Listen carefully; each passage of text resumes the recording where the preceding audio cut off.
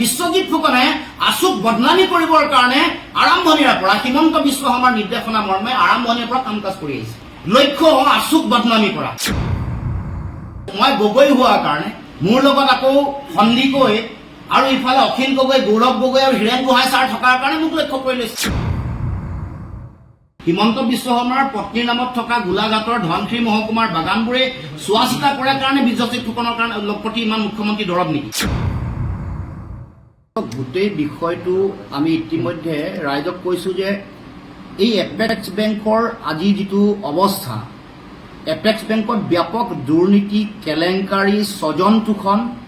এইবোৰ কৰাৰ মূল খলনায়কগৰাকী হ'ল বিশ্বজিৎ ফুকন, যাৰ কাৰণে বিশ্বজিৎ ফুকনৰ বাজাজকে ধৰি হিমন্ত বিশ্ব শৰ্মাৰ নিৰ্দেশনা মৰ্মে গোটেই কাম কাজ কৰাৰ কাৰণে আজি এপেক্স বেংকৰ এই অৱস্থা হৈছে। যোৱাকালি যিটো বিষয় উত্থাপন কৰিছে যে আছুক কোনোবাই দিয়া এখন চেক এখন যদি ক্লিয়াৰ নোহোৱাকৈ এপেক্স বেংক কৰ্তৃপক্ষই যদি আছুক টকাটো দিছে উলিয়াই লৈ যাবৰ কাৰণে, তাৰ কাৰণে দোষী কোন? বিশ্বজিৎ ফুকন MD।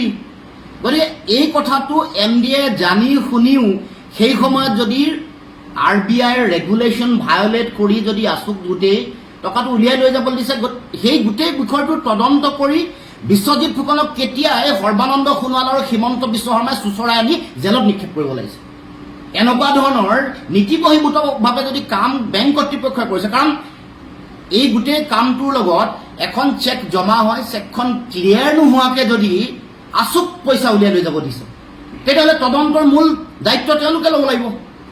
মানুহক বিভ্ৰান্ত নকৰিবৰ কাৰণে বিশ্বজিৎ ফুকনক সকীয়াই দিব কৈছো। সেই সময়ত তেওঁলোকে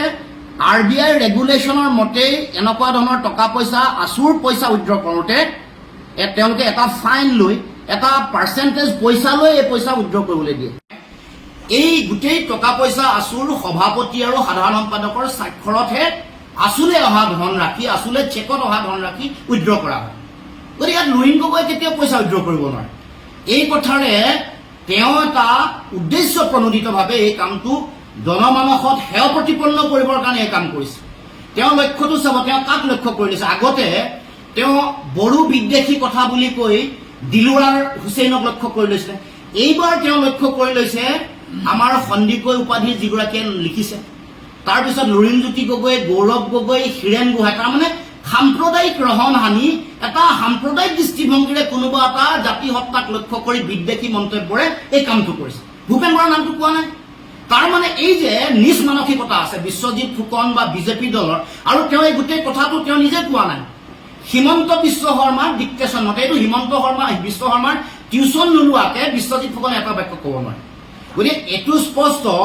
যে আজি যদি কিবা তেওঁলোকে এনেকুৱা ধৰণৰ ৰেগুলেশ্যন ভায়োলেট কৰি আছুক তেওঁলোকে টকা উইথড্ৰ কৰিবলৈ দিছে, তাৰ কাৰণে দোষী বিশ্বজিৎ ফুকন। বিশ্বজিৎ ফুকনৰ বিৰুদ্ধে তদন্ত হ'ব লাগে আৰু তেওঁক তাৎক্ষণিকভাৱে জেললৈ পঠাব লাগে। আৰু এই গোটেই প্ৰক্ৰিয়াটোত প্ৰত্যাহ্বান জনাইছো, দম আছে যদি তেওঁলোকে চৰকাৰে, বিশ্বজিৎ ফুকনে তেওঁলোকে তদন্ত কৰক। আজি বিশ্বজিৎ ফুকনক প্ৰত্যাহ্বান জনাইছো, সাহস আছে যদি, দম আছে যদি এপেক্স বেংকৰ কেলেংকাৰী যিটোত তেওঁ জড়িত, বিধি বহিৰ্ভূতভাৱে বাজাজক পইচা দিছে, বিধি বহিৰ্ভূতভাৱে বেলেগক পইচা দিছে, এইবোৰৰ তদন্ত কৰক। তদন্তৰ আওতালে সকলোকে আনিবৰ কাৰণে তেওঁ প্ৰচেষ্টা হাতত লওক, তেওঁ তদন্ত কৰিবৰ কাৰণে ব্যৱস্থা গ্ৰহণ কৰক। এইটো কথা হয়তো বহুতে নাজানে যে শেহতীয়াকৈ কিছুমান তথ্য পাতি ওলাইছে। বিশ্বজিৎ ফুকনৰ এটা ৱেব পৰ্টেল আছিলে, নাম স্কাই টিভি নে স্কাই কিবা বুলি, স্কাই নেটৱৰ্ক নে স্কাই টিভি। এই যে শেহতীয়াকৈ কিছুমান আছুক সম্পৰ্কীয় কিছুমান তথ্য পাতি ওলালে, গোটেইবোৰ বিশ্বজিৎ ফুকনে প্ৰিণ্ট আউট উলিয়াই স্কাই টিভিৰ এগৰাকী সাংবাদিকৰ হাতত এই গোটেই তথ্য পাতিবোৰ ৰাখিছিল। লক্ষ্য আছুক বদনামী কৰা। বিশ্বজিৎ ফুকনে নিজৰ ৱেব পৰ্টেলত যিবোৰ আছু সম্পৰ্কীয় তথ্য পাতি প্ৰিণ্ট আউট উলিয়াই যিগৰাকী সাংবাদিকৰ হাতত ৰাখিছিলে, সেইগৰাকী সাংবাদিকৰ পৰাই ওলোৱা তথ্য পাতিৰে শেহতীয়াকৈ নিউজ হৈছে। গতিকে বিশ্বজিৎ ফুকনে আছুক বদনামী কৰিবৰ কাৰণে আৰম্ভণিৰ পৰা হিমন্ত বিশ্ব শৰ্মাৰ নিৰ্দেশনা মৰ্মে আৰম্ভণিৰ পৰা কাম কাজ কৰি আহিছে। গতিকে শেহতীয়াকৈ আছুৱে এপেক্স বেংকত জমা হোৱা টকা পইচা উইথড্ৰ কৰা কথাটোত তেওঁলোকে নিয়মমতে তেওঁলোকে ফাইন লৈ টকা উইথড্ৰ কৰিব দিছে। যদি RBI ৰেগুলেশ্যন ভায়োলেট কৰি তেওঁলোকে টকা দিছে, কাৰোবাক কোনোবা এজেঞ্চিক আছুকে ধৰি কাৰোবাক কাৰ্বি তেতিয়াহ'লে তাৰ কাৰণে দোষী বেংক কৰ্তৃপক্ষ তাৰ কাৰণে দোষী বেংকৰ চেয়াৰমেন বিশ্বজিৎ ফুকন গতিকে বিশ্বজিৎ ফুকনকে অতদিনে ইমান দিনে সৰ্বানন্দ সোণোৱাল আৰু হিমন্ত বিশ্ব শৰ্মাই কিয় চুচৰাই জেললৈ নিক্ষেপ কৰা নাই আমি আচৰিত হৈছোঁ যে যদিহে এনেকুৱা ধৰণৰ RBI ৰেগুলেশ্যন কাৰণ RBI ৰেগুলেশ্যনখন আছুৰ চলে নাহে RBI ৰেগুলেশ্যন আহিব বিশ্বজিৎ ফুকনৰ ওচৰলৈ বিশ্বজিৎ ফুকনলৈ অহা ৰেগুলেশ্যনখন লুকুৱাই ৰাখি এই 1% কমিশ্যনৰ 1% টকাৰ লোভত যদি বিশ্বজিৎ ফুকনে সেই কামটো কৰিছে আছুক যদি RBI ৰেগুলেশ্যন ভায়োলেট কৰি টকা উলিয়াব দিছে তাৰ কাৰণে দোষী আছুৰ নেতৃবৰ্গ নহয় তাৰ কাৰণে দোষী বিশ্বজিৎ ফুকন গতিকে সেই সময়ত উইথড্ৰ কৰাৰ প্ৰচেছটো তেওঁ নাজানাৰ কাৰণে লুৱেনজ্যোতি গগৈ তাৰমানে মই বিৰোধী হৈ আছো মই গগৈ হোৱাৰ কাৰণে মোৰ লগত আকৌ সন্দিকৈ আৰু ইফালে অখিল গগৈ গৌৰৱ গগৈ আৰু হীৰেণ গোহাঁই ছাৰ থকাৰ কাৰণে মোক লক্ষ্য কৰি লৈছে গতিকে এইটো এটা তেওঁলোকৰ ডিজাইন এই ডিজাইনটো কৰি বিশ্বজিৎ ফুকনে ভাবিছে যে তেওঁ হিমন্ত বিশ্ব শৰ্মাৰ তেওঁ বাহবাহ লৈ থাকিব পাৰিব গতিকে আমি প্ৰত্যাহ্বান জনাইছো এই বিষয়টো তদন্ত কৰক তদন্ত কৰিবলৈ যদি দম আছে কেনেকে বাজাজক কেনেকে পইচা দিলে বাজাজৰ পৰা কেনেকে আজিলৈকে টকা জমা নহল বাজাজৰ এই যিবোৰ পইচা ওলাই লৈ গুচি গ'ল এইবোৰ পইচা জমা হ'ল নেকি আছুক দিয়া টকা পইচা 1,50,000 40,000 30,000 এইবোৰ পইচা যিবোৰ চেক তেওঁলোকে দিছে এইবোৰতো ঘূৰি গৈ তাতে জমা হৈছে এখনো চেক ক'ৰবাত বাউন্স হোৱা বুলি প্ৰমাণ কৰে যদি আছে যদি দেখক জইন একাউণ্ট 3জন মানুহৰ নাম থাকে নাম থকা এটা একাউণ্ট য'ত আছুৰ সভাপতি সম্পাদক আৰু বিত্ত সম্পাদক উলিয়াবৰ কাৰণে দুগৰাকী মানুহৰ স্বাক্ষৰ লাগে সভাপতি সম্পাদক বা সভাপতি বিত্ত সম্পাদক বা সম্পাদক আৰু বিত্ত সম্পাদক সভাপতি আৰু সাধাৰণ সম্পাদকে সাধাৰণতে স্বাক্ষৰিত কৰি যিকোনো ধৰণৰ মেজৰ যিটো ট্ৰেনজেকশ্যন যিটো কৰা সেইটো সভাপতি আৰু সম্পাদক গতিকে মোক লক্ষ্য কৰি কিয় লৈছে এইটোতো বুজা নাই সভাপতিৰ নাম নাই সেইটোৱেতো কথা সভাপতি আৰু বিজেপিত জইন কৰাৰ লগে লগে তেওঁ মানে গংগাত গা ধুই অহা নিচিনা হৈছে গতিকে এইবোৰ কথা মানে এই গোটেই কথাটোৰ কাৰণে বিশ্বজিৎ ফুকনেই এপেক্স বেংকৰ আজি যে এই অৱস্থা তাৰ কাৰণে জগৰীয়া বিশ্বজিৎ ফুকন আমাৰ জাতীয় সম্পদ হিমন্ত বিশ্ব শৰ্মাৰ লগত কি সম্পৰ্ক আছে নাজানো নে বাগানবোৰে চোৱা চিতা কৰে নেকি হিমন্ত বিশ্ব শৰ্মাৰ পত্নীৰ নামত থকা গোলাঘাটৰ ধনশিৰি মহকুমাৰ বাগানবোৰে চোৱা চিতা কৰে কাৰণে বিশ্বজিৎ ফুকনৰ কাৰণে প্ৰতি ইমান মুখ্যমন্ত্ৰী দৰৱ নেকি বিশ্বজিৎ ফুকন কেতিয়াবা জেলত থাকিব লাগে অতদিনে কৰা অনিয়মবোৰৰ কাৰণে আৰু তেওঁ কেন্দ্ৰীয় সমিতিৰ সভাপতি সম্পাদকৰ দায়িত্ব জীৱনত নাই লোৱাৰ কাৰণে আছুটো কেনেকে চলে নাজানে আৰু আছুটোৰ প্ৰতি তেওঁ বিদ্বেষ ভাৱ থকাৰ কাৰণে এই আছুৰ গোটেই ট্ৰানজেকশ্যনৰ যিটো প্ৰিণ্ট আউট উলিয়াই পিনে মই কৈ দিছোঁ ৰাজহুৱা আজি কৰিছোঁ প্ৰিণ্ট আউট উলিয়াই তেওঁৰ যিটো ৱেব পৰ্টেল স্কাই টিভি নে কি আছিলে স্কাই নামটো আছিলে তাৰ এগৰাকী সাংবাদিকৰ হাতত গোটেই ডকুমেণ্টখিনি আমাৰ দিনৰ পৰা আৰম্ভ কৰি এই উৎপল শৰ্মালৈকে এই গোটেই ডকুমেণ্ট যেতিয়ালৈকে তেওঁৰ স্কাই টিভি আছিলে পিছৰ দিনবোৰতো তেওঁলোক সেই যিগৰাকী সাংবাদিক তেওঁৰ লগতে তেওঁৰ সম্পৰ্ক তেওঁৰ হাততে এইবোৰ তথ্য পাতি অৰ্পণ কৰিছে তাৰমানে আছুক বদনামী কৰিবৰ কাৰণে বিশ্বজিৎ ফুকনে সেই যিগৰাকী সাংবাদিক তেওঁৰ হাততে প্ৰিণ্ট আউট উলিয়াই এই গোটেই আছুৰ ট্ৰেনজেকশ্যনবোৰ দিব খুজিছে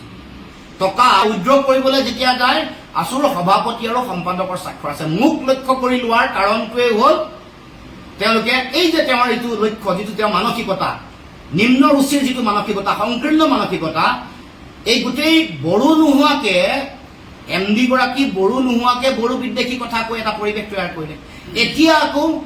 যোনে যোনে লিখা মেলা কৰিছে এগৰাকী সাংবাদিক সন্দিকৈ পাৰি তেওঁক লক্ষ্য কৰি লৈছে গৌৰৱ গগৈক লৈছে অখিল গগৈক লৈছে লুৰিণ গগৈক লৈছে হীৰেণ গোহাঁইক লৈছে ভূপেন বৰাক নাই লোৱা তাৰমানে যিটো সংকীৰ্ণ নিজ ঠেক মানসিকতা যিটোৱে অসমত বিভাজন কেন্দ্ৰিক কথা এটা কৰিব পাৰে যাৰ আগত বড়ো কেন্দ্ৰিক কথাটো কৈছিল এইবাৰ আকৌ বেলেগ জাতীয় সত্তাক লক্ষ্য কৰি সংকীৰ্ণ বিভাজনকামী লক্ষ্য লৈ বিশ্বজিৎ ফুকনে কথা বতৰাবোৰ কৈছে কাৰণে আমি জগৰীয়া নহয় যে আছুটো জগৰীয়া নহয় আছু সভাপতি সম্পাদক জগৰীয়াজনী বে নিয়মত যদি টকা দিয়া তেওঁ যিটো কথা কৈ আছে আছুৱেতো দম দি পইচাটো লোৱা নাই আছুৰ এখন চেক জমা হয় চেকখন জমা হোৱাৰ পিছত চেক ক্লিয়াৰ নোহোৱাকে যদি পইচা উইথড্ৰ কৰিবলৈ তেওঁক মতে যদি দিছে তাৰ কাৰণে বিশ্বজিৎ ফুকন জগৰীয়া বিশ্বজিৎ ফুকনক অতদিনে সৰ্বানন্দ সোণোৱাল আৰু হিমন্ত বিশ্ব শৰ্মাই চুচৰাই নি কিয় জেললৈ ভৰোৱা নাই এইটোহে আমাৰ প্ৰশ্ন যাৰ কাৰণে আজি এপেক্স বেংকটো এনেকুৱা এই অৱস্থালৈ আজি গতি কৰিছে তেওঁৰ কাৰণে তেওঁৱে যি কথা যদি এই যে বাজাজকে ধৰি যিবোৰ অনিয়ম চলি আছে সেইবোৰ জগৰীয়া তেওঁ গতিকে নিজৰ গোটেই দুৰ্নীতি নিজৰ যিটো মানে অনিয়ম কেলেংকাৰী ঢাকিবলৈকে তেওঁ এতিয়া আচুক লক্ষ্য কৰি লৈছে। ঘৰত আনন্দ আৰু সম্পৰ্কৰ চমক বজাই ৰাখিবলৈ জৰুৰী হৈছে সকলো আনন্দময় মুহূৰ্তত মৰমৰ উপহাৰ দিয়াটো। সেইবাবে মধুশ্ৰী জুৱেলাৰ্ছে আনিছে সকলো ৰঙীন ক্ষণৰ বাবে বিশেষ গহনা। হীৰাৰে হওক, সোণৰে হওক বা ৰূপৰে হওক, শ্ৰেষ্ঠ ডিজাইনছ আৰু হলমাৰ্কযুক্ত গহনাই ৰাখে সম্পৰ্কক নিখুঁত। তেনেহ'লে আজিয়ে আনক আনন্দ মধুশ্ৰী জুৱেলাৰ্ছৰ সৈতে।